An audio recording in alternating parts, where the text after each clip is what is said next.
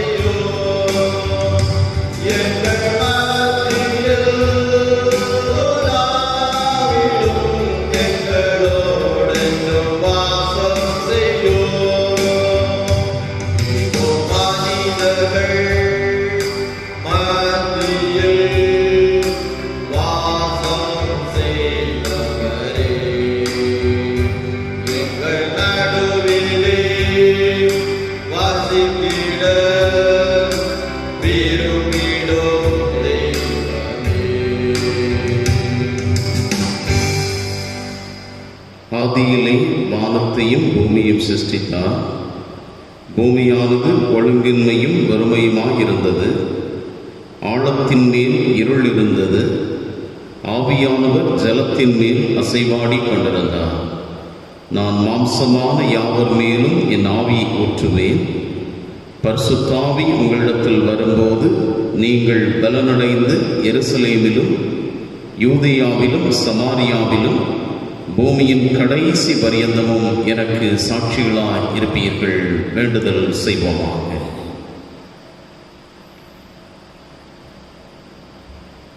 நேற்றும் இன்றுமென்றும் மாறாத எங்கள் நல்ல தந்தையாக நின்று எங்கள் வாழ்வின் பாதைகளை ஆசிர்வதித்து பாதுகாத்து பராமரித்து இம்மட்டும் எங்களை நீர் வழிநடத்தி வருகின்ற தயவுகளை நினைத்து நன்றியோடுமை போற்றுகிறோம். பெந்தைகோஸ்தே திருநாளாகிய இந்த நல்நாளிலே தூயாவியானவர் அன்று சிறர்கள் மத்தியிலே பொழிந்தருளிய உன்னத அனுபவத்தை நாங்கள் சிந்திக்கின்றோம். உம்முடைய ஆற்றலை நாங்கள் எண்ணி மகிழுகின்றோம். அந்த ஆவியானவர் எங்கள் மத்தியிலும் செயலாற்றுகின்ற தெய்வம், எங்களையும் வழிநடத்துகின்ற தெய்வம், எங்களோடு கூட வாசம் செய்து எங்கள் வாழ்வை காத்து எங்களை பராமரிக்கிற தெய்வம். நன்றி நிறைந்த உள்ளத்தோடும் திருப்பாதத்திலே பணிந்து நிற்கின்றோம். எருசலேமிலும் யூதேயாவிலும் சமாரியாவிலும் உலகத்தின் எல்லா இடங்களிலும் சாட்சிகளாய் இருக்க வேண்டும் என்று உன்னத அறைகோலை தூயாவியானவர் எங்களுக்கு தந்திருக்கின்றேன். நாங்கள் அந்த அறைகோலோடும் திருச்சமூகத்திலே நாங்கள் பணிந்து நிற்கின்றோம். பாடுகின்ற பாடல்கள், சிந்திக்கின்ற இறை வார்த்தைகள் மூலமாக எங்கள் ஆவி, ஆத்துமா, சரீரம் ஆண்டவருக்குள் புதுபலனடைய கிருபை செய்யும். இயேசு கிறிஸ்துவின் நாமத்தில் ஜெபிக்கிறோம் எங்கள் நல்ல பிதாவே, ஆமென். இறை நாம மகிமைக்காக கீர்த்தனைகளிலே 42வது கீர்த்தனை, கீர்த்தனை எண் 42. ஐயனே உமது திருவடிகளுக்கு 1000 தரம் ஸ்தோத்திரம். மெய்யனே உமது தயைகளை அடியேன் விவரிக்க ஏமாத்திரம்.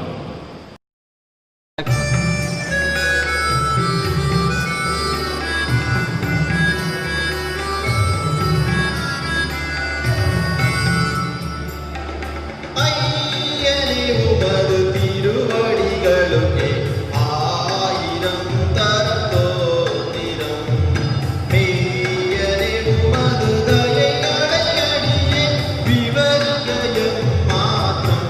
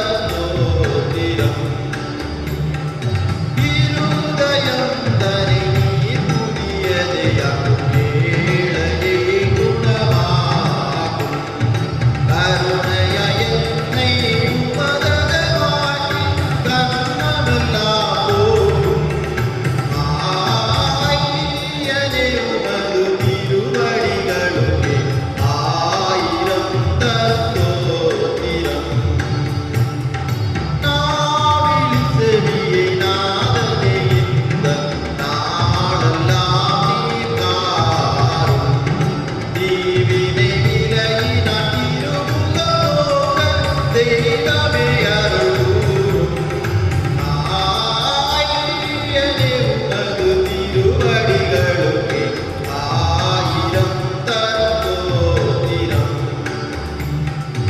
கைகளால் பாவம் முடியாமல் கர்த்தனே துணை நில்லும் துய்யனே உம்மாதானே இதயம் தூய்வழியே செல்லும் ஆயனே உமது திருவடிகளுக்கே ஆயிரம் தரத்தோத்திரம் ஊழியந்தனை நன்மையை செய்ய உதவி நீர் செய்வீரே ஏழை நான் உமக்கே செயலாவி இன்பமாய் பெய்வீரே ஆயனே உமது திருவடிகளுக்கே ஆயிரம் தரத்தோத்திரம் ஆத்தனே உமது மகிமையை நோக்க அயலானகம் பார்க்க சித்தமாயருளும் மெய் விசுவாசம் தேவனே உமக்கேற்க ஆயனே உமது திருவடிகளுக்கே ஆயிரம் தரத்தோத்திரம் இன்னும் என் மீட்பை பயம் நடுங்கோ தேயடியானடத்த கொண்டிட வரவே தாரும் என்னாளை உலகில் கடந்த ஆயனே உமது திருவடிகளுக்கே ஆயிரம் தரத்தோத்திரம் இந்த நாளிலுமே திருச்சபை வளர ஏகாதையை கூறும் தந்தையை நானது உதவியாயிருந்த தகரவர்ந்தாலும் ஆயனே உமது திருவடிகளுக்கே ஆயிரம் தரத்தோத்திரம்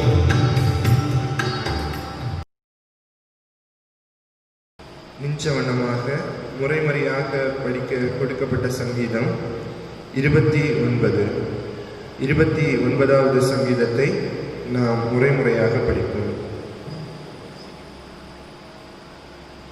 பலவான்களின் புத்திரரே, கர்த்தருக்கு மகிமையையும் வல்லமையையும் செலுத்துங்கள். கர்த்தருக்கே அதை செலுத்துங்கள். கர்த்தருடைய நாமத்துக்குரிய மகிமையை அவருக்கு செலுத்துங்கள். பரிசுத்த அலங்காரத்துடனே கர்த்தரை தொழுது கொள்ளுங்கள். கர்த்தருடைய சத்தம் தண்ணீர்களின் மேல் தொனிக்கிறது. மகிமையுள்ள தேவன் முழங்குகிறார். கர்த்தர் திரளான தண்ணீர்களின் மேல் இருக்கிறார். கர்த்தருடைய சத்தம் வல்லமையுள்ளது. கர்த்தருடைய சத்தம் மகத்துவம் உள்ளது. கர்த்தருடைய சத்தம் கேதுரு மரங்களை முறிக்கிறது. கர்த்தர் லீபனோனின் கேதுரு மரங்களை முறிக்கிறார். அவைகளை கஞ்சு குட்டிகளைப் போலவும் லீபனோனையும் சீரியோனையும் காண்டாமிருக குட்டிகளைப் போலவும் துள்ள பண்ணுகிறார். கர்த்தருடைய சத்தம் அக்கினி ஜுவாலைகளைப் போல பிளக்கும். கர்த்தருடைய சத்தம் வனாந்தரத்தை அதிர பண்ணும். கர்த்தர் காதேஸ் வனாந்தரத்தை அதிர பண்ணுகிறார். கர்த்தருடைய சத்தம் பெண்மான்களை ஈனும்படி செய்து காடுகளை வெளியாக்கும். அவருடைய ஆலயத்திலுள்ள யாவரும் அவருடைய மகிமையை பிரஸ்தாபிக்கிறார்கள். கர்த்தர் ஜலப்பிரவாகத்தின் மேல் உட்கார்ந்திருக்கிறார். கர்த்தர் என்றென்றைக்கும் ராஜாவாக வீற்றிருக்கிறார். கர்த்தர் தமது ஜனத்திற்கு பலன் கொடுப்பார். கர்த்தர் தமது ஜனத்திற்கு சமாதானம் அருளி அவர்களை ஆசீர்வதிப்பார்.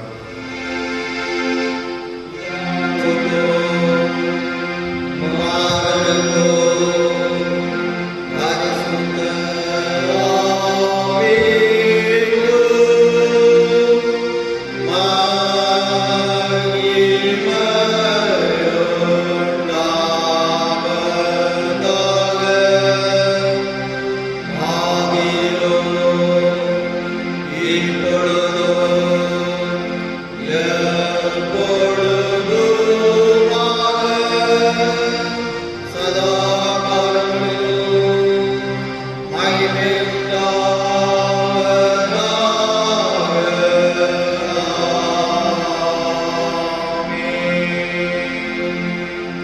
துன்மார்க்கன் தன் வழியையும் அக்கிரமக்காரன் தன் நினைவுகளையும் விட்டு கர்த்தரிடத்தில் திரும்ப கடவன்.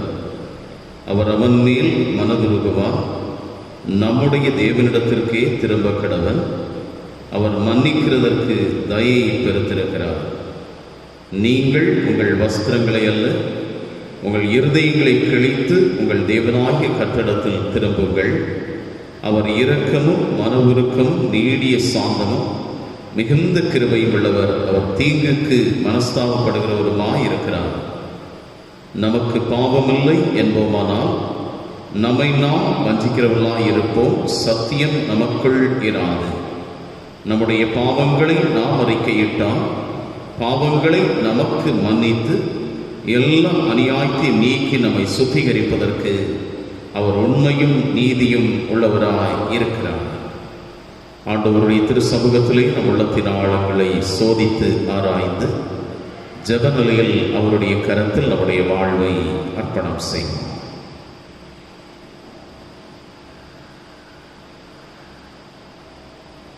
மனமகிழ்ச்சி நிறைந்த இந்த காலை பொழுதிலே கர்த்தருடைய திரு சமூகத்திலே நம் உள்ளத்தின் ஆழங்களை சோதித்து ஆராய்ந்து வேதனை உண்டாக்குகின்ற வழிகள் என்னில் உண்டோ என்று சொல்லி நம்மை நாமே நாம் உள்ளாய்வு செய்வோம்.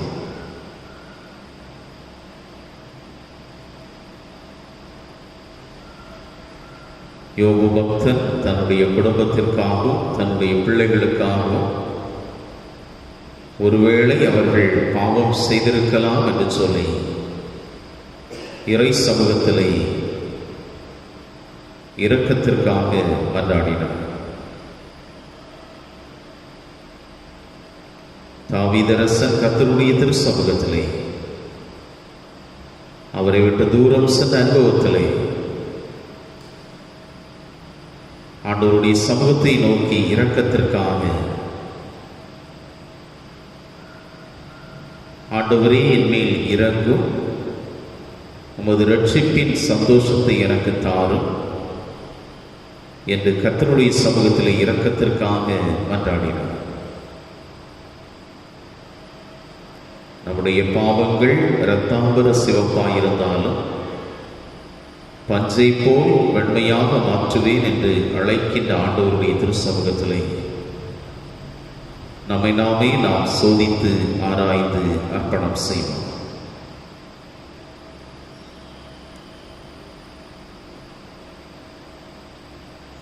தூயாவியானவரின் திருநாளை கொண்டாடுகின்ற நாம் நம்மிலே வாசம் பண்ணுகின்ற பரிசுத்தாவியானவரை துக்கப்படுத்தின அனுபவங்கள் நம்மிலே உண்டாகும்.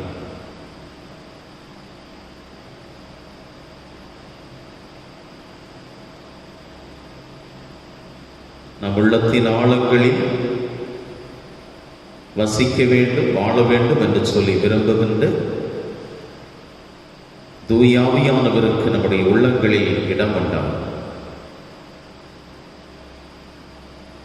இதோ வாசற்படியில் நின்று கதவை தட்டுகிறேன்.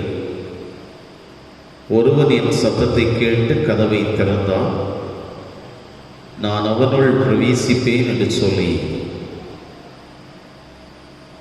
நம்மிலே வாசம் செய்ய ஆயத்தமாயிருக்கிற ஆண்டவரை நம்முடைய உள்ளங்களில் உறைந்திருப்பதற்கு, உள்ளங்களில் வாழ்வதற்கு நாம் இடம் கொடுத்திருக்கின்றோம். உலகத்தின் சிற்றின்பங்கள், உலகத்தின் நாட்டங்கள், தீமையின் செயல்கள்,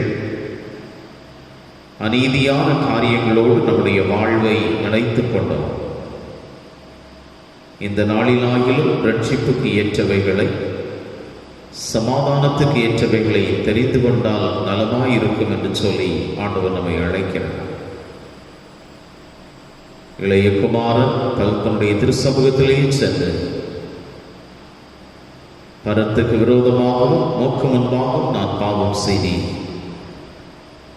இனிமேல் உம்முடைய குமாரன் என்று சொல்லப்படுவதற்கு நான் பாத்திரன் அல்ல என்று சொல்லி தன்னை தாழ்த்தி தந்தையினுடைய திருக்கரத்திலே தன்னை அர்ப்பணம் செய்தார். பரம தந்தையாம் நம் ஆண்டவர் அவர் அண்டை திரும்பி வருகின்ற மக்களை ஏற்றுக்கொள்ளுகிறவர், புதிய வாழ்வு தருகின்றவர், நம்மையும் அழைக்கின்றார். உலகத்தின் கொடிய நோயினுடைய தாக்கங்கள், தீமைகள், அநீதிகள் ஆண்டவரே எங்கள் பாவம் நிறைந்த செயல்களால் இத்தகைய அனுபவங்களோ என்ற கேள்வியோடு இறை சமூகத்திலே நாம் மன்னிப்புக்காக மன்றாடுவோம். நம்முடைய பாவங்களை நாம் அறிக்கை செய்வனமாக இரங்கும் கருணை வாரி இயேசுநாயனே என்ற பாடலை நாம் இணைந்து பாடுவோம்.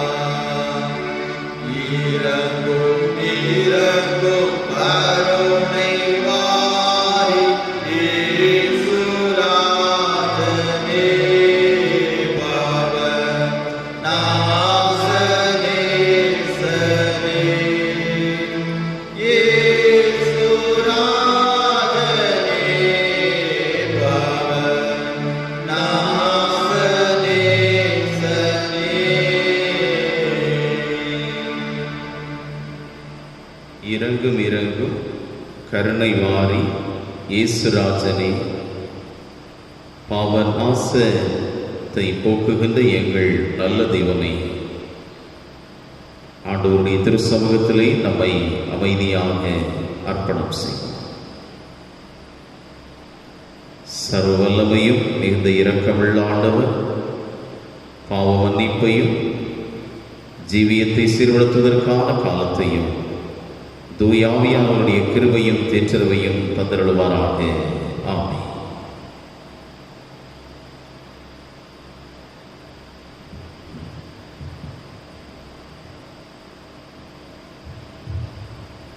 பாவங்களை அறிக்கையிட்டு அவர் சமூகத்தில் நின்று மன்னிப்பை பெற்றுக்கொண்டனர். நம்முடைய படையல்களை நஞ்சு படையல்களாக அவருக்கு ஏறெடுப்போம்.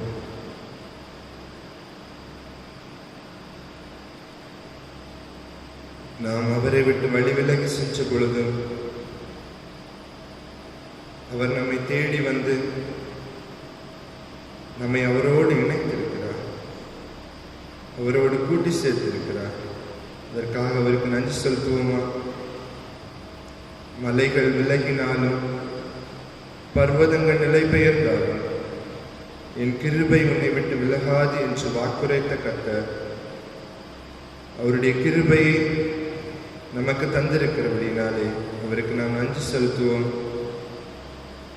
உலகில் பல்வேறுபட்ட சூழ்நிலைகளில் அழிவுகளும் அழுகுறல்களும் ஓங்கி ஒலித்து கொண்டிருக்கிற இந்த நாட்களிலே அவருடைய கிருபையினாலே நம்மை பாதுகாத்திருக்கிறாரே, அவருக்கு நாம் நன்றி செலுத்துவோமா? அவருடைய கிருபை இல்லை என்றால் நாம் ஒன்றுமே இல்லை. அவருடைய கிருபையினாலே நாம் நிலை பெற்றிருக்கிறோம். அவருடைய கிருபைக்காக நாம் அவருக்கு நன்றி செலுத்துவோம். எத்தனையோ இன்னல்கள், எத்தனையோ இடர்பாடுகள் நம்முடைய வாழ்க்கையிலே வந்த பொழுதும் அவர் நம்மை வலுவாதபடி காத்திருக்கிறார். அதற்காக அவருக்கு நன்றி செலுத்துவோமா? புதிய ஆண்டை தந்த கர்த்தர் இந்த 5 மாதம் அளவும் நம்மை விலகாது காத்திருக்கிறாரே, அவருக்கு நாம் நன்றி செலுத்துவோம். எத்தனையோ இன்னல்கள் வந்ததுண்டு, எத்தனையோ தீங்குகள் நமக்கு வந்ததுண்டு. ஆனாலும் அந்த தீங்குகளின் ஊடாய் அவருடைய கிருபையை நமக்கு தந்திருக்கிறாரே, அந்த கிருபையின் ஊடாய் நாம் வாழ்வு பெற்றிருக்கிறோமே, அதற்காக நாம் அவருக்கு நன்றி செலுத்துவோமா?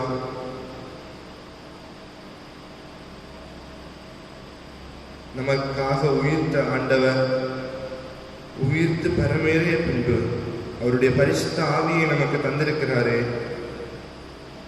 அவருடைய தேற்றவாளரை நாம் பெற்றிருக்கிறோமே. பரிசுத்த ஆவியின் மூலமாக நாம் அடைந்த நன்மைகளுக்காக, அவருடைய ஆவியானவரின் மூலமாக நாம் அனுபவிக்கிற நன்மைகளுக்காக அவருக்கு நன்றி செலுத்துவோம்.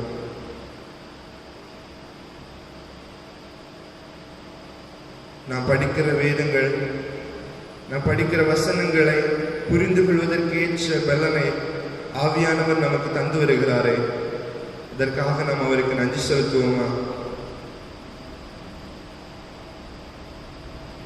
இந்த இக்கட்டான காலங்களிலும், ஆலயங்கள் அடைக்கப்பட்ட இந்த காலங்களிலும் நம்முடைய இல்லங்களை இறை இல்லமாக்கி அவருடைய சமூகத்திலே அவருடைய பிரசன்னத்தை பெற நமக்கு வழிவகை தந்திருக்கிறாரே, இதற்காக அவருக்கு நன்றி செலுத்துவோமா? நம்முடைய இல்லங்களிலிருந்து அவரை நோக்கி பார்க்க நமக்கு நல்ல வாய்ப்புகளை இந்த நாட்களிலே தந்திருக்கிறாரே, இதற்காக அவருக்கு நன்றி செலுத்துவோமே. பிதாவை எங்கும் தொழுது கொள்ளும் காலம் வரும் என்று நம் திருமுறையிலே படிக்கிறோம். அந்த காலத்தை நமக்கு இன்றைக்கு தந்திருக்கிறாரே, இதற்காக நாம் அவருக்கு நன்றி செலுத்துவோம். வரும் காலங்களிலே நம்முடைய ஆலயங்கள் திறக்கப்பட தேவன் கிருபை தந்திருக்கிறாரே, இதற்காக அவருக்கு நன்றி செலுத்துவோமே. நம்முடைய எல்லா பாவங்களையும் அவர் மன்னித்து நம் மீது இரக்கங்களை தற்பொழுது பொழிகிறாரே, இதற்காக அவருக்கு நன்றி செலுத்துவோமே. சர்வ வல்லமை உள்ள கர்த்தர் நம்முடைய கிருபையை நம் மீது பொழிந்து வருகிறதற்காக நாம் அவருக்கு நன்றி செலுத்துவோம். நம்முடைய நெஞ்சு பலிகளை ஒன்று திரட்டி பாடல் வழியாக அவரை துதிப்போம்.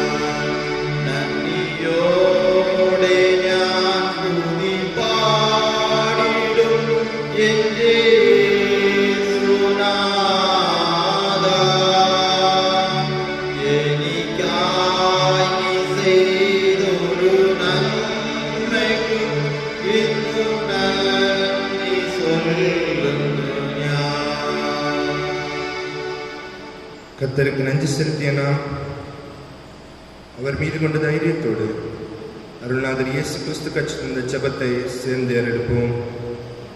பரமண்டலங்களில் இருக்கிற எங்கள் பிதாவே, உம்முடைய நாமம் பரிசுத்தப்படுவதாக, உம்முடைய ராஜ்யம் வருவதாக, உம்முடைய சித்தம் பரமண்டலத்திலே செய்யப்படுகிறது போல பூமியிலேயும் செய்யப்படுவதாக. அஞ்சஞ்சுள்ள எங்கள் அப்பத்தை எங்களுக்கு இன்று தாரும். எங்களுக்கு விரோதமாய் குற்றம் செய்கிறவர்களுக்கு நாங்கள் மன்னிக்கிறது போல எங்கள் குற்றங்களை எங்களுக்கு மன்னியும். எங்களை சோதனைக்குள் பிரவேசிக்க பண்ணாமல் தீமையின்றி எங்களை ரட்சித்துக் கொள்ளும். ராஜ்யமும் வல்லமையும் மகிமையும் என்று ஜெயிக்கும் உடையவைகளே. ஆமே. அமர்வோம்.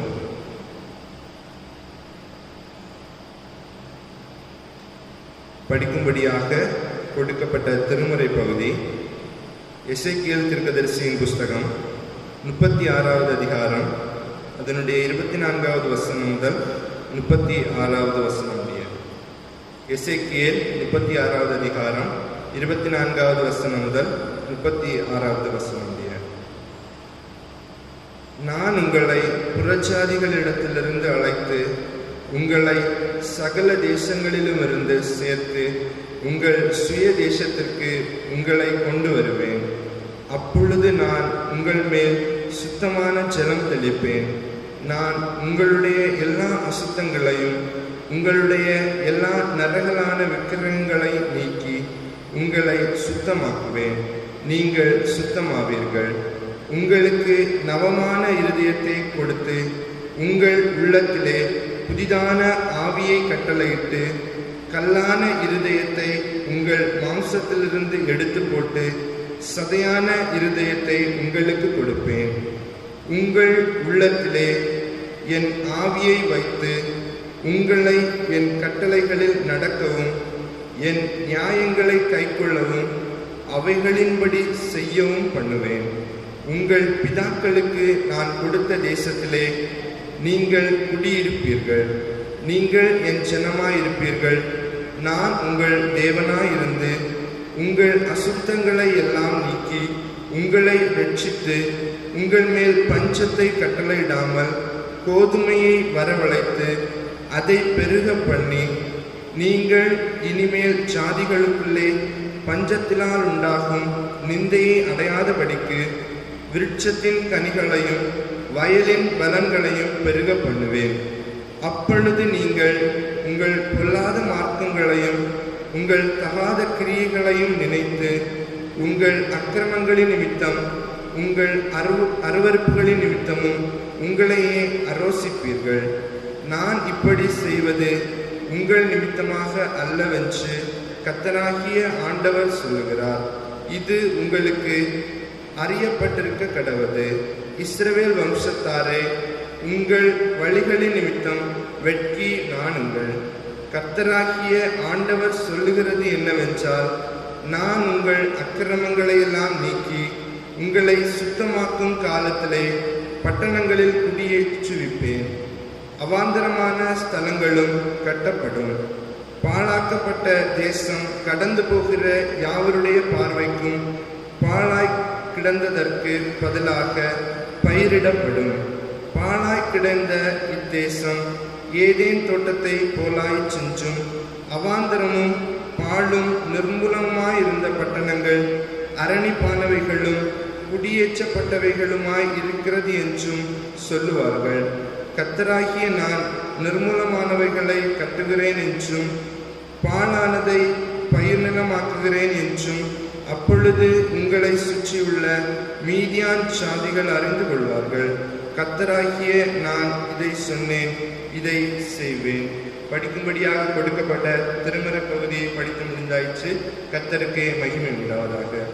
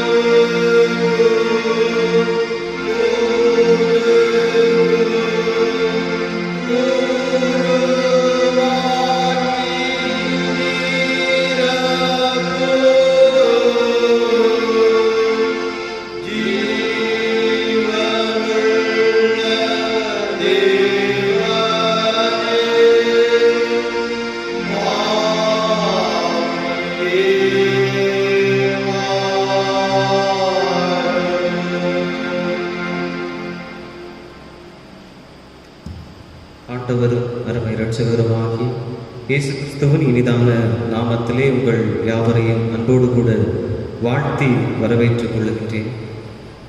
இந்த நாளோடு என்னுடைய இந்த பயிற்சி காலமானது இந்த திருச்சபையிலே நிறைவடைகின்றது.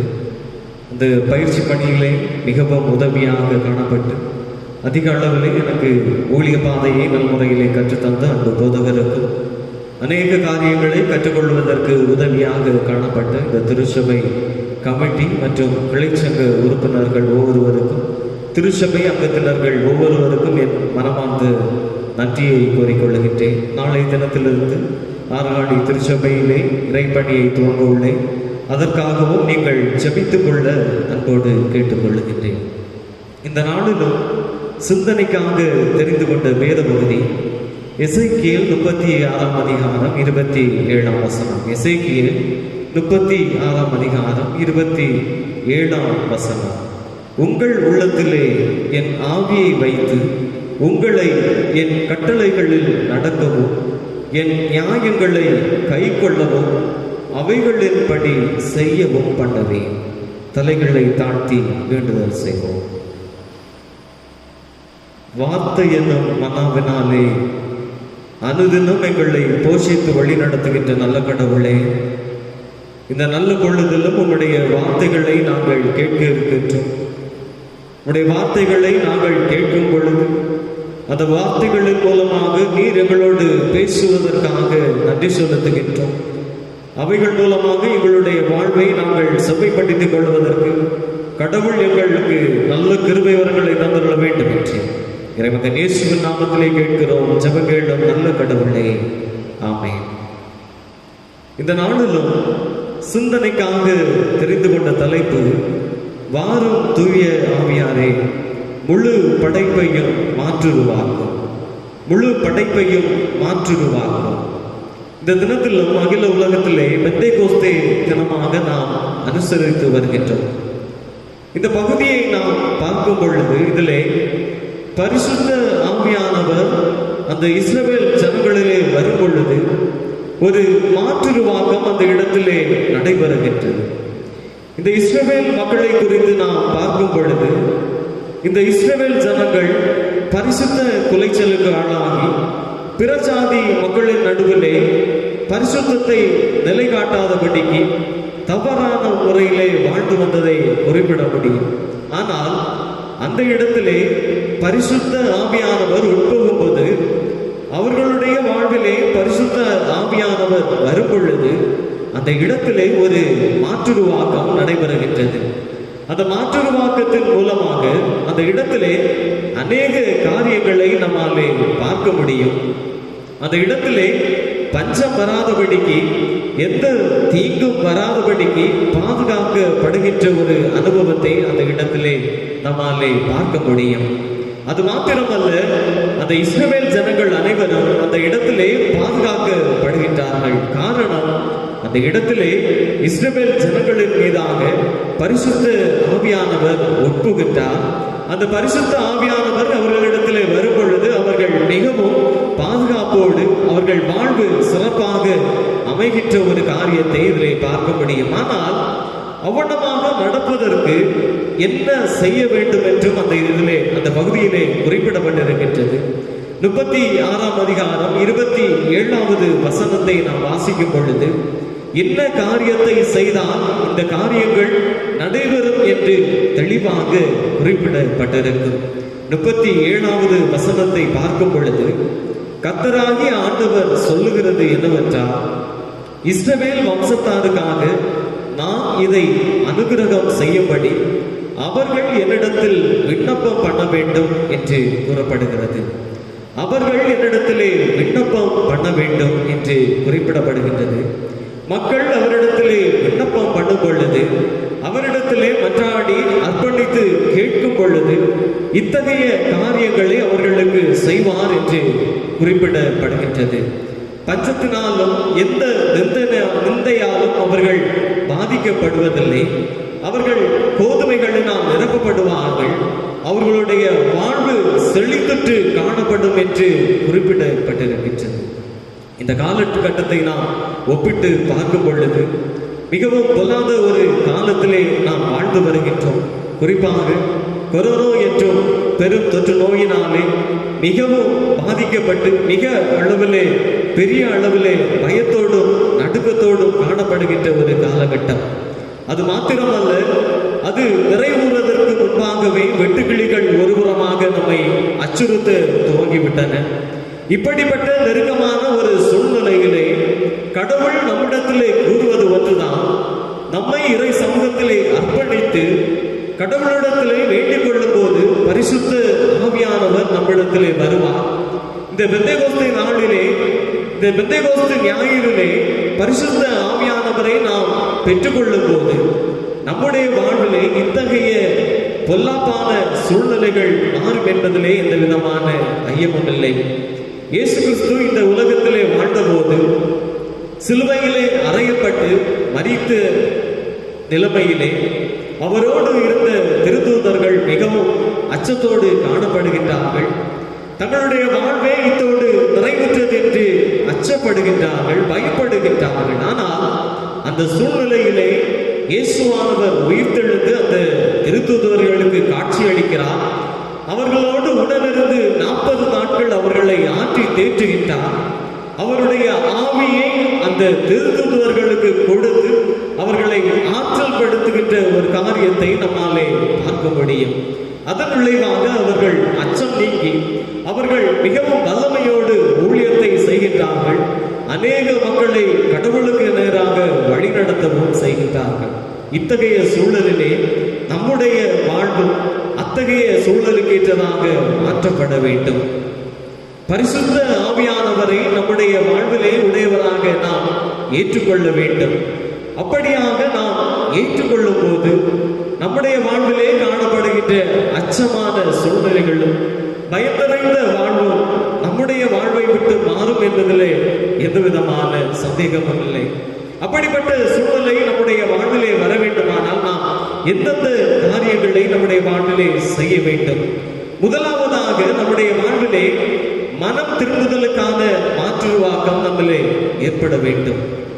மனம் திரும்புதலுக்கான மாற்றுருவாக்கம், மனம் திரும்புதல் என்று நாம் பார்க்கும் பொழுது இந்த உலகத்திலே மனிதன் எப்பொழுது உருவானானோ, கடவுளாலே மனுக்குலம் எப்பொழுது ஏற்படுத்தப்பட்டதோ அந்த காலகட்டத்திலிருந்தே மனம் திரும்ப அழைக்கப்பட்டவர்களாகவே காணப்படுகின்றோம்.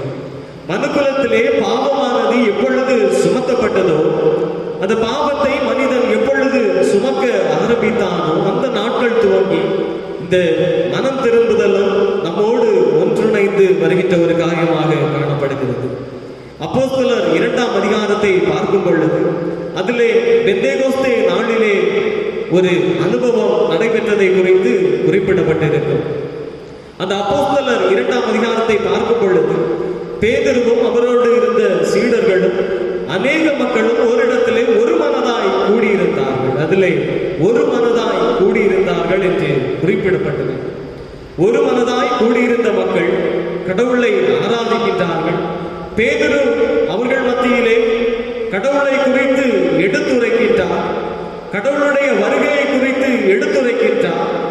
கடவுளை விசுவாசிக்கின்ற விசுவாசத்திலே நிலைத்திருப்பதன் கட்டாயத்தை, அதன் முக்கியத்துவத்தையும் அந்த இடத்திலே விளக்குகின்றார். அதை கேட்ட மக்களானவர்கள் அந்த இடத்திலே ஒரு காரியத்தை கேட்கின்றார்கள்.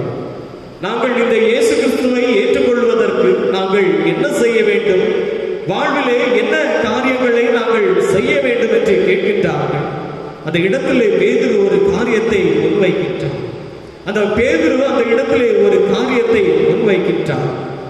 37ஆம் வசனத்தை பார்க்கும் பொழுது அந்த மக்கள் இருதயத்திலே குத்துண்டவர்களாக, சகோதரரே நாங்கள் இதற்காக என்ன காரியம் செய்ய வேண்டும் என்று பேதுருவினிடத்திலே கேட்கின்றார்கள்.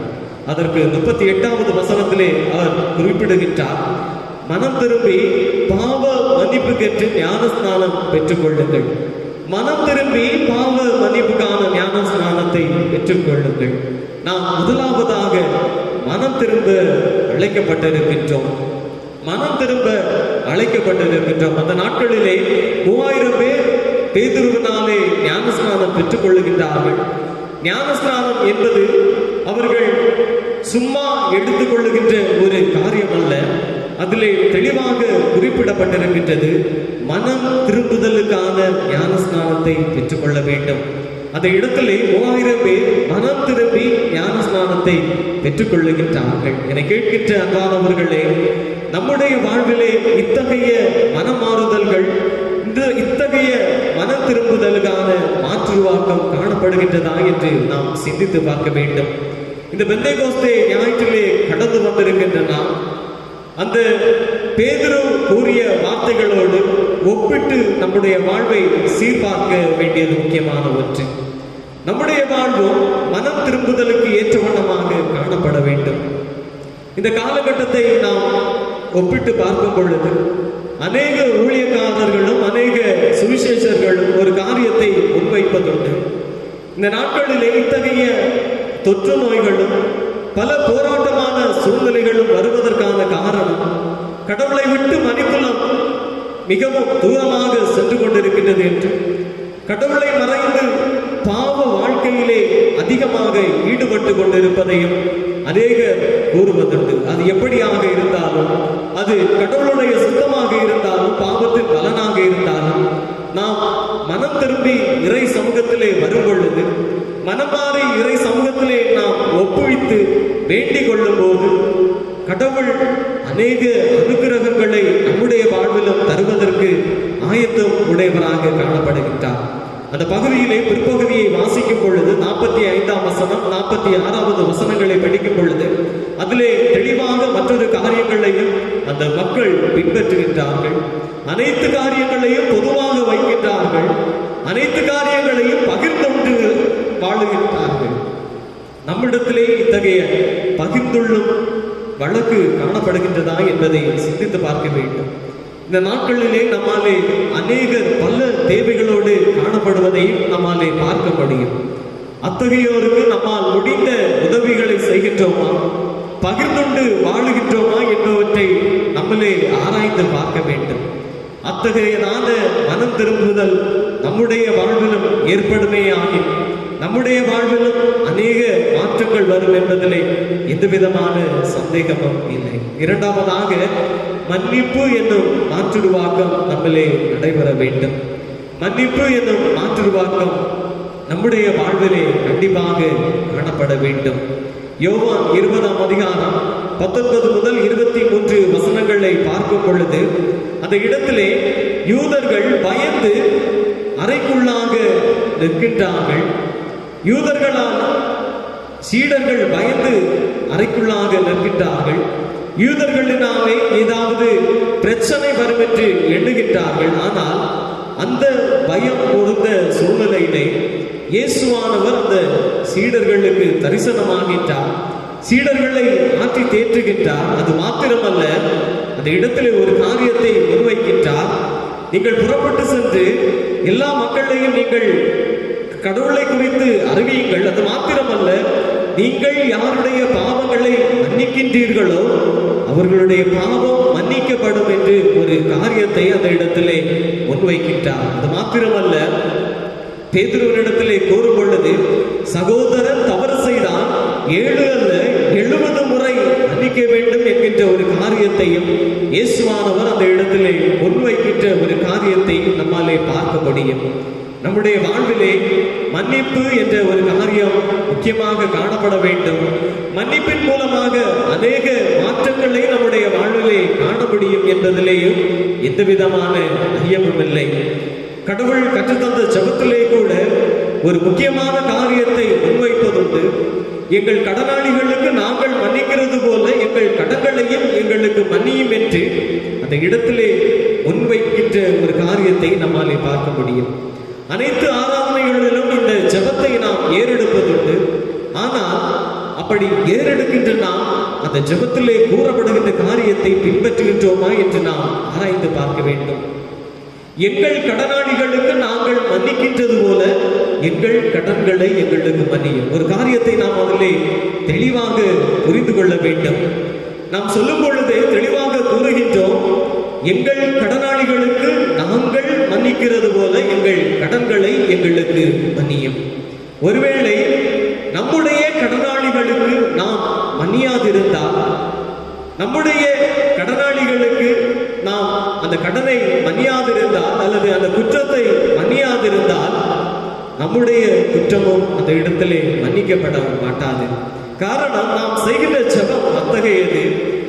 நம்முடைய கடனாளிகளுக்கு நாம் மன்னிப்போமையானால் நம்முடைய பாவ கடன்களையும் இறைவன் நமக்கு மன்னிப்பார் என்பதிலே எந்த விதமான சந்தேகம் இல்லை.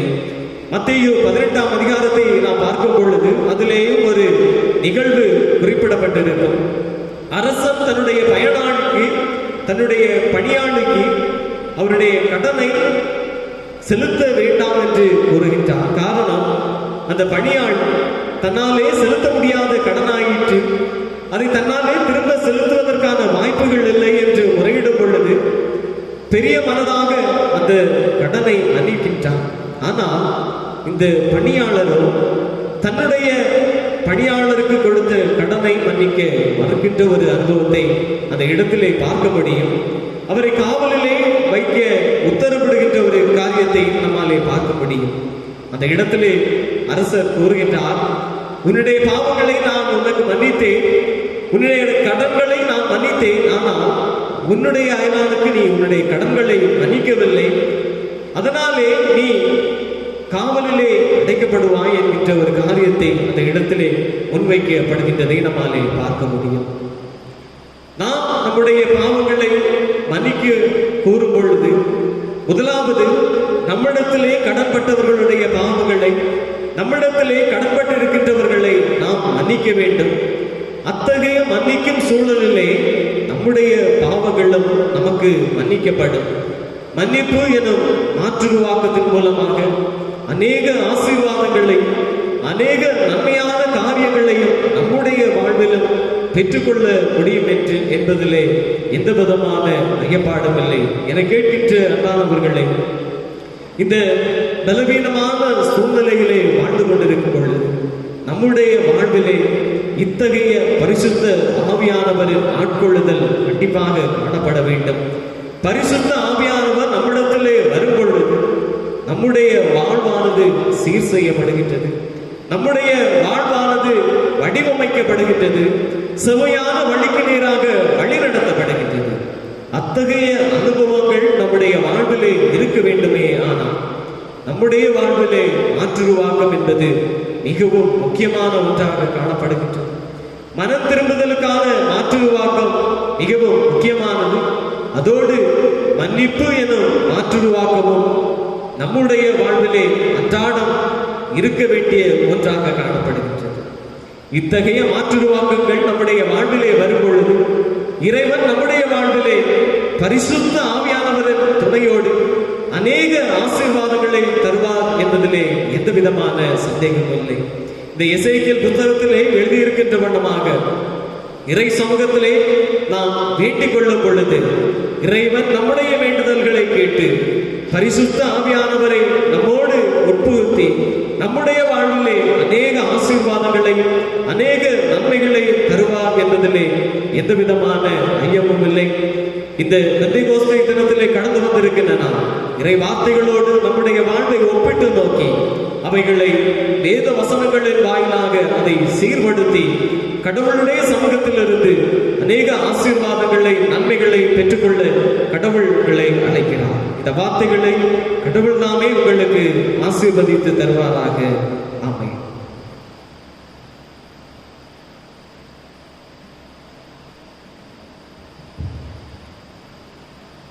இறை செய்தியை கேட்டனா எழுந்து நம்முடைய விசுவாசத்தை அப்போஸ்தலனாகிய பவுலுடைய விசுவாசத்தோடு இணைந்து அறிக்கையிடுவோம். வானத்தையும் பூமியையும் படைத்த சர்வ வல்லமை உள்ள பிதாவாகிய தேவனை விசுவாசிக்கிறேன். அவருடைய குமாரனாகிய நம்முடைய நாதர் இயேசு கிறிஸ்துவையும் விசுவாசிக்கிறேன்.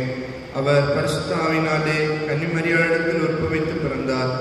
பொந்தியு பிலாத்துவின் காலத்தில் பாடுபட்டு சிலுவையில் அறையுண்டு மரித்து அடக்கம் பண்ணப்பட்டு பாதாளத்தில் இறங்கினார்.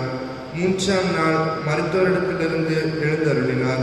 பரமண்டலத்துக்கு ஏறி பிதாவின் வலது பார்சத்தில் வீற்றிருக்கிறார்.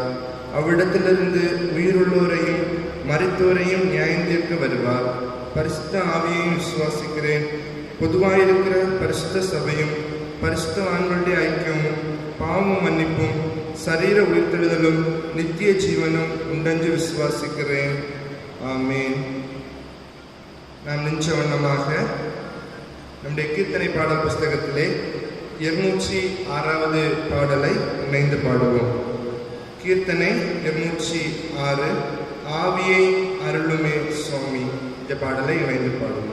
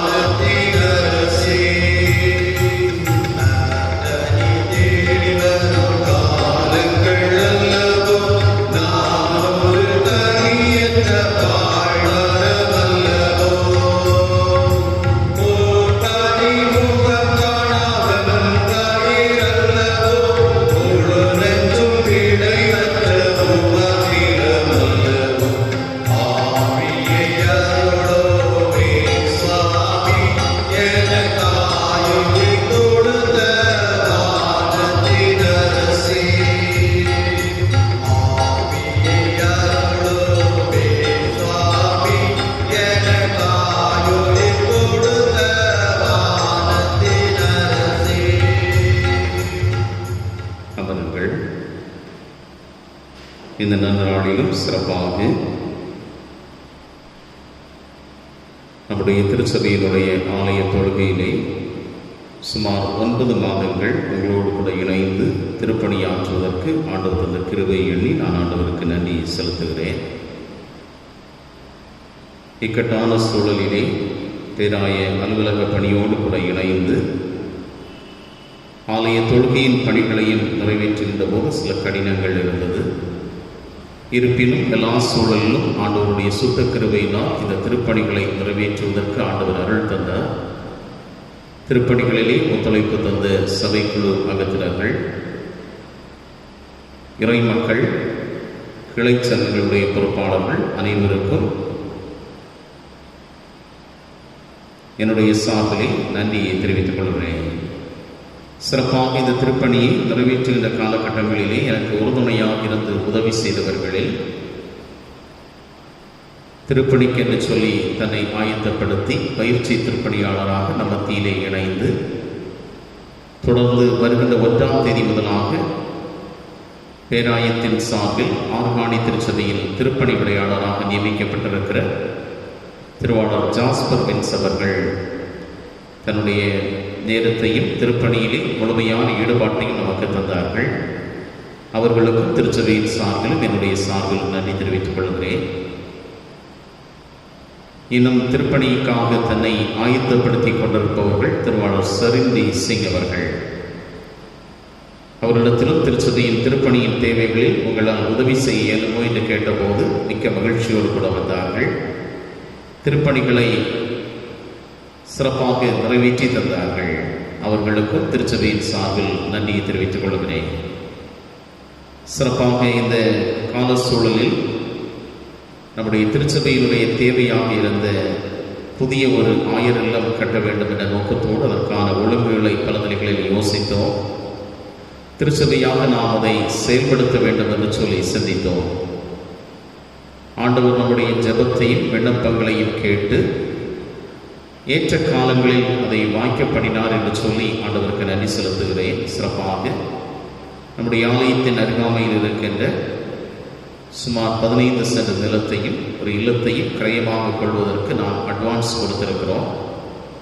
இதற்குரிய பண தேவைகள் அதிகமாக இருக்கிறது. சபைக்குழுவாக நாம் இதை யோசித்து இதை செயல்படுத்த வேண்டும் என்று திட்டமிட்டு இதற்கான ஒழுங்குகளை செய்திருக்கிறோம். திருச்சபை நிறை மக்களாக இந்த தேவையிலே உங்களுடைய பங்களிப்பையும் செலுத்த வேண்டும் என்று சொல்லி கேட்டுக்கொள்கிறேன். இதற்கான பண தேவைகள் அதிகம். நாம் ஒவ்வொரு குடும்பமும் நம்மால் இயன்ற ஒரு பங்கை தருவோம் என்று சொன்னால் நிச்சயமாக ஏற்ற காலத்திலே நம்முடைய திருச்சபையினுடைய தேவைகளையும் கர்த்தர் நிறைவேற்றுவார் என்ற நம்பிக்கையோடு நம்முடைய பங்களிப்பையும் செலுத்த வேண்டும் என்று சொல்லி அன்போடு கூட கேட்டுக்கொள்கிறேன். ஜெபம் செய்வோம். பெந்தைகோஸ்தே திருநாளில் அந்த சீடர்கள் மத்தியில் பொழிந்தருளின தூய ஆவியானவனே, இன்று எங்களோடு கூட வாழுகின்றீர், வாசம் பண்ணுகின்றீர். எங்கள் வாழ்வை நீர் மாற்றுருவாக்கம் செய்ய வேண்டும் என்று நீர் அழைக்கின்றீர், அறைகூவல் தருகின்றீர். ஆண்டவரே, நாங்கள் தூய ஆவியானவரால் ஆட்கொள்ளப்பட்டவர்களாகிய நாங்கள் எங்கள் வாழ்வின் பயணங்களிலே சாட்சியின் அனுபவங்கள், வாழ்வின் பயணங்களிலே மனமாற்றத்தின் அனுபவங்களை வெளிப்படுத்துகின்ற மக்களாக, எங்கள் வாழ்வின் பயணங்களிலே மன்னிப்பை வெளிப்படுத்துகின்ற மக்களாக நாங்கள் உம்முடைய பிள்ளைகள் என்பதற்கு சாட்சி பகர ஆண்டவரையும் அருளை எங்களுக்கு தர வேண்டும் என்று சொல்லி மன்றாடுகிறோம். சத்திய ஆவியானவராக எங்கள் மத்தியில் வாசம் செய்கின்ற தெய்வம், விடுதலையின் வாழ்வை தருகின்ற தெய்வம், ஜீவனுள்ள ஊற்றுக்கள் எங்களிலிருந்து புறப்பட செய்கின்ற தெய்வம், எங்களுடைய உள்ளங்களில் உறைந்து வாசம் செய்கின்ற தெய்வம், உம்முடைய ஆற்றலினால் எங்களை நிரப்பி வழிநடத்த வேண்டும் என்று சொல்லி மன்றாடுகிறோம். விசேஷமாக எங்களுடைய திருச்சபைக்காக மன்றாடுகிறோம். எங்கள் திருச்சபையை கர்த்தர் ஆசீர்வதியும். எங்கள் திருச்சபையின் அருமையான போதகருக்காக ஜெபிக்கிறோம். ஆண்டவரே, பலவீனங்களின் நடுவிலும் கர்த்தர் அவர்களை பலப்படுத்தினீர். ஆண்டவருடைய கரந்தாமே அன்பு போதகரோடும் அவருடைய குடும்பத்தோடும் பிள்ளைகளோடும் நிறைவாய் தங்க வேண்டும் என்று சொல்லி ஜெபிக்கிறோம். நல்ல ஆரோக்கியத்தை பெற்றுக்கொள்ளவும் உம்முடைய திருப்பணிவிடையை மறுபடியும் மகிழ்ச்சியோடு செய்கிற காலங்களை நாங்கள் கண்டு ஆண்டவரை ஸ்தோத்தரிக்க ஆண்டவரை அருள் புரிய வேண்டும் என்று சொல்லி ஜெபிக்கிறோம். பலவீனத்தில் என் பலன் பூரணமாய் விளங்கும் என்று சொன்ன தெய்வம், என் கிருபை உனக்கு போதும் என்று சொன்ன தெய்வம், தம்முடைய அருளினாலே உடைய அடியவரை ஆண்டவர் பலப்படுத்த வேண்டும் என்று சொல்லி ஜெபிக்கிறோம். இந்த பிராந்தியத்திலும் அடியானோடு கூட இணைந்து திருப்பணிகளை நிறைவேற்றின உடைய பிள்ளைகளுக்காக நன்றி செலுத்துகின்றோம். நாங்கள் இந்த பிராந்தியத்தில் நிறைவேற்றின திருப்பணிகள் மூலமாக ஆண்டவருடைய நாமம் மாத்திரம் மகிமைப்பட வேண்டும் என்று சொல்லி ஜெபிக்கிறோம். எங்களுடைய திருச்சபையினுடைய தேவைகளை கர்த்தர் அறிகிறீர். எங்கள் திருச்சபையின் தேவையான புதிய ஒரு ஆயர் இல்லம் கட்ட வேண்டும் என்று சொல்லி நாங்கள் யோசித்தோம். ஆண்டவரே, அதற்குரிய சூழல்களிலே நாங்கள் ஒரு இல்லத்தையும் நிலத்தையும் கிரயம் கொள்வதற்குரிய கிருபைகளை தந்திருக்கிறேன். ஏற்ற காலங்களிலே இதை கிரயம் செய்வதற்கும் அதற்குரிய எல்லா காரியங்களையும் நிவர்த்தி செய்வதற்கும் திருச்சபையின் குடும்பங்களாக எங்களுடைய பங்களிப்பை நாங்கள் செலுத்தவும் ஆண்டவரே உடைய கிருபையை தர வேண்டும் என்று சொல்லி ஜெபிக்கிறோம். ஆண்டவரே, உடைய திருப்பணிகளை குறித்து நாங்கள் யோசிக்கின்ற போது எல்லாம் உங்களுடைய கரத்திலிருந்து பெற்றுக்கொண்ட ஈவுகள் ஆண்டவரை நீர் நினைத்தால் எல்லாம் ஆகும் என்ற சிந்தையோடு உங்களுடைய கரத்தில் எல்லாவற்றையும் தருகிறோம். நாங்கள் குறித்த காலத்திலே ஆலயத்திற்கென்ற அந்த நிலத்தை கிரயம் செய்து கொள்வதற்குரிய காலங்களையும் அதனுடைய தேவைகளையும் கர்த்தர் சந்திக்க வேண்டும் என்று சொல்லி ஜெபிக்கிறோம். எங்களுடைய தேசத்திற்காக மன்றாடுகிறோம். தேசத்திலே கொடிய நோயினுடைய தொற்றுக்கள் நிமித்தமாக பாதிக்கப்பட்டிருக்கிற சூழல், இயற்கையின் சீற்றங்கள், வெட்டுக்கிளிகள் போன்ற பலவிதமான உபாதைகள் நிமித்தமாக வேதனையோடு வாடுகின்ற நிலைகளை கர்த்தர் அறிகிறேன். கர்த்தர் தாமே கொள்ளை நோய்களையும் வெட்டுக்கிளிகளையும் வாதைகளையும் எங்களிடமிருந்து விலக்கி கர்த்தருடைய கிருபை எங்களை தாங்க வேண்டும் என்று சொல்லி ஜெபிக்கிறோம். நாங்கள் பிழைத்திருப்பது உடைய சுத்த கிருபை. ஒவ்வொரு நாளும் உடைய கிருபையிலே மகிழவும் ஆண்டவர் எங்களுக்கு அருள் புரிய வேண்டும் என்று சொல்லி ஜெபிக்கிறோம். ஆண்டவர், இந்த கொடிய நோயினுடைய காலங்களிலே நற்பணிவுடைகளை ஆற்றுகிற மருத்துவர்கள், தாதியர்கள், தூய்மை பணியாளர்கள், காவல்துறையினர், பல நிலைகளிலே தங்களை அர்ப்பணித்து செயல்படுகின்ற அரசாங்கத்தின் ஒவ்வொரு அதிகாரிகளை கர்த்தர் ஆசீர்வதியும். ஆண்டவருடைய கரந்தாமை நிறைவாய் தங்கட்டும். இந்த நோயின் தொற்றுகள் எல்லாம் மறைந்து போகவும் அதற்கேற்ற மருந்துகள் கண்டுபிடிக்கப்படவும் அதற்குரிய ஆய்வுகளில் ஈடுபடுகின்ற விஞ்ஞானிகள், அறிவியலாளர்கள், மருத்துவர்கள் எல்லாரையும் கர்த்தர் ஆசீர்வதித்து பலப்படுத்த வேண்டும் என்று சொல்லி ஜெபிக்கிறோம். எங்களை உடைய திருக்கரத்திலேயே தருகிறோம். உடைய கிருபை எங்களை தாங்கட்டும். தொடர்ந்து வருகின்ற நாட்களிலே புதிய ஆயர் எங்களுடைய ஆலயத்தில் பொருட்படுத்தி எல்லா பணிவிடைகளையும் செய்கின்ற போது கர்த்தருடைய தூய பிரசனம் நிறைவாய் தங்கட்டும். இயேசு கிறிஸ்துவின் நாமத்தில் ஜெபிக்கிறோம் எங்கள் நல்ல பிதாவே, ஆமென்.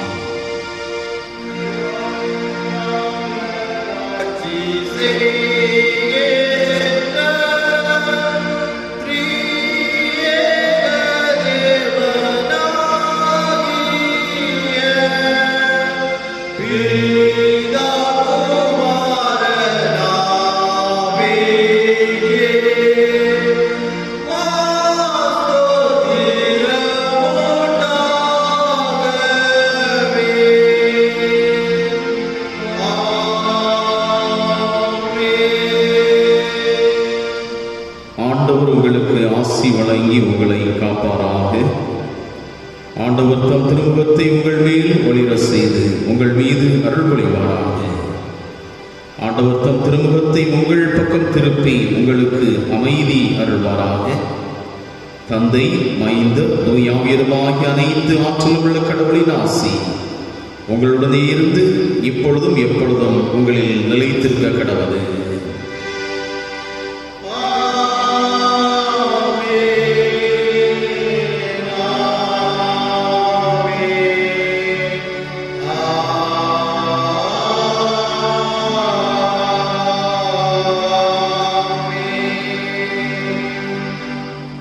ஆண்டவர்களோடு இருப்பாராக, அவரது ஆவியோடு இருப்பாராக. சமாதானத்தோடு வாழுங்கள். கர்த்தருடைய நாமத்தினாலே ஆமென்.